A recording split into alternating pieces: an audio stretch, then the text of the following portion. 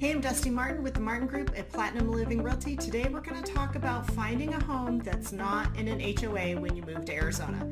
Buckle up, hit the subscribe button, let's go.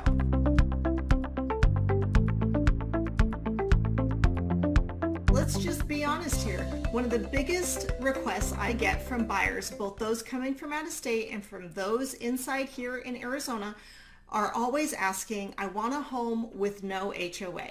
And for most people, this is a reasonable request, and I'm not saying that it's not. However, you need to understand what comes with homes from certain areas and certain eras inside and outside of an HOA. So let's tackle the first issue. A lot of times people will tell me, and I've had 2 or 3 just in the last 6 months, I've had 2 or 3 people say, I want a new build home with no HOA. And here's what really that is telling me. There's only 2 options that this can be. Either one, you're going to buy an open piece of land, likely very large, outside the city limits or in a more rural area of whatever city you're in.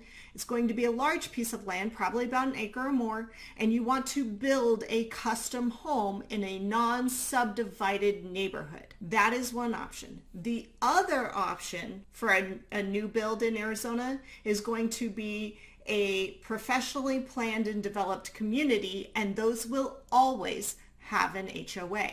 And so what you need to keep in mind is if you want a new build home, you have to pick lots of money, millions of dollars up front, or you're going to have a little bit of an HOA, at least a minimal $50 to $100 a month to pay for the planned area development, to pay for the community features like parks, stuff like that, or you're going to have to settle for an older home in an older neighborhood. Let me explain to you what that will mean. In Arizona, in about the mid-80s, Arizona and the cities in Arizona began a shift towards planned community developments.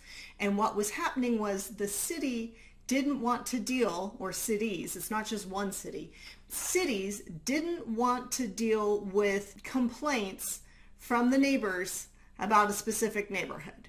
So what has evolved is anytime a new development comes in, the cities say, okay, that's great. You want to build 50 or 19 or 100 homes in this planned community? That's great. We would love for you to build all these brand new homes. However, who's going to maintain those common areas like the sidewalks and the park? Another thing cities don't do for the most part anymore is put in new parks.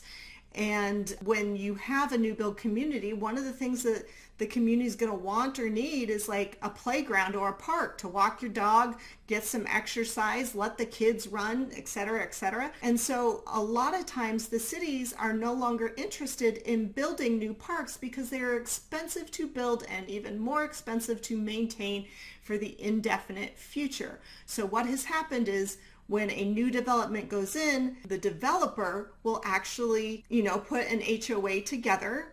That's who's going to manage that community and manage the funds that will pay for that community.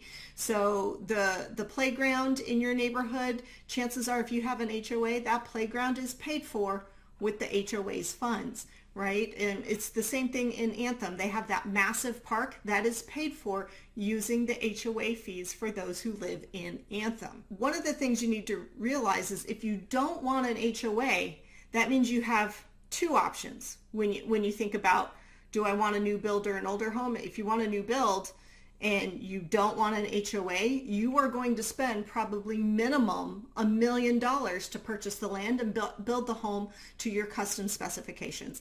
And I say $1 million kind of liberally, knowing that it'll probably be more like 1.2, 3, 1.5, or even $2 million.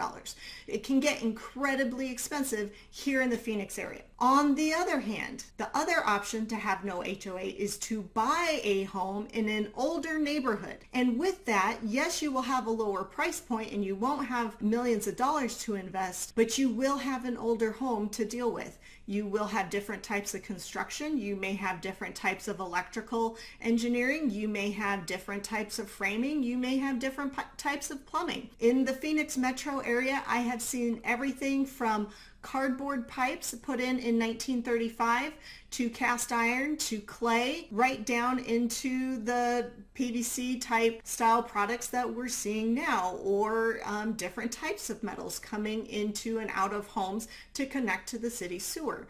And so if you're not in an HOA, you are basically saying, I want a home that was built likely before 1995. And keep in mind, 1995, for those of us who are of a more advanced age, is 30 years ago. You heard it. That's a 30-year-old home. The average asphalt roof only lasts 8 to 10, maybe 15 years. The average water heater is only guaranteed for 6 to 8. The average AC only lasts 10 to 15 years. So when you're talking about a home built before 1985, it might be built a little better in terms of like the construction materials, meaning like block instead of wood and stucco or wood siding, which I actually prefer the block homes.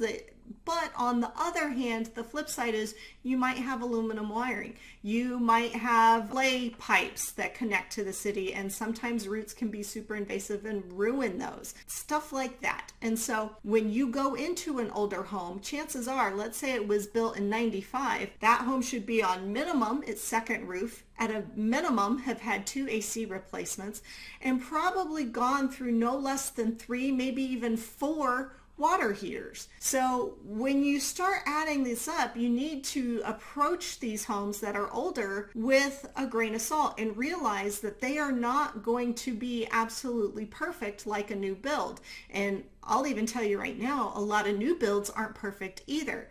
If you want more questions about that, let me know, and I will share with you what are some of the things you would be looking for in a new home. But for the sake of an HOA versus a non-HOA, you've really got 2 decisions to make. Do I want a newer home that might be lower maintenance for a while, but that comes with a price tag, and I'm going to have an HOA. If not, I'm going to pay millions for it. Or am I going to have an older home? Maybe it's updated. Maybe it's, $500,000 or $600,000 as opposed to $1 million or $2 million. But maybe it's a completely remodeled $500,000, $600,000 home. I've even seen some homes built in the 60s going for the 400s, completely renovated and absolutely beautiful. But it's still an older home, and someone who's doing a flip, or even your traditional home seller, can't account for every last little thing that property may or may not be hiding in its 30, 40, 50, maybe even 60 years of life. In my 10 years of real estate, I've sold homes as old as a 1935 build, which were legitimately built only 20 years into our statehood when indoor plumbing was like new and fancy. But I've also sold homes in and around the greater Phoenix area that are brand new. And I'll tell you what, they've all got their problems, but an older home is going to have more, and it's just something that comes with the territory of buying an older home. However,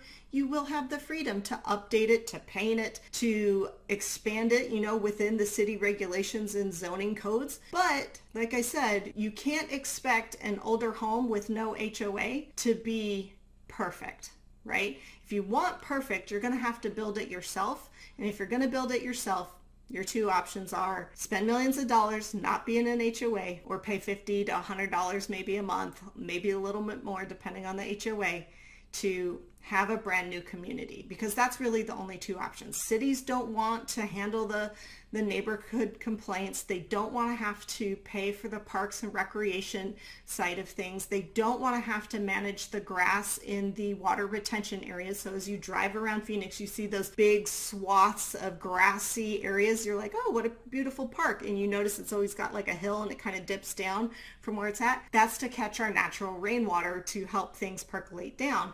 And we keep them nice so that the water with grass, so the water will actually get caught and percolate down into our water table, as opposed to just rushed right down to the nearest river and be gone. And so when you're buying a home in Arizona, I can't stress it enough, you've really got 2 options. Pay a whole lot of money and move a little further out of town, or find an older neighborhood and tear something down and build new in Arizona. or like I said, buy the new home within your budget, but then expect to have an HOA. But all that said, if you do wind up in an HOA, just remember, if you are worried about the HOA becoming a little bit too much of a nuisance or controlling too much of your lifestyle in your home, in your new community, the best thing you can do to keep that HOA reined in is to get on the board. It's a thankless job. Not a lot of people want to do it, but if you want to have a say in making sure that the HOA in your neighborhood doesn't get out of hand, that's the best, only certifiable way you can prevent that from happening. If you're wondering what your home would sell for in Phoenix or the surrounding area, or if you're looking to buy a home in this area, go ahead and give me a call, 480-717-9405, or visit my website at dustimartinrealtor.com.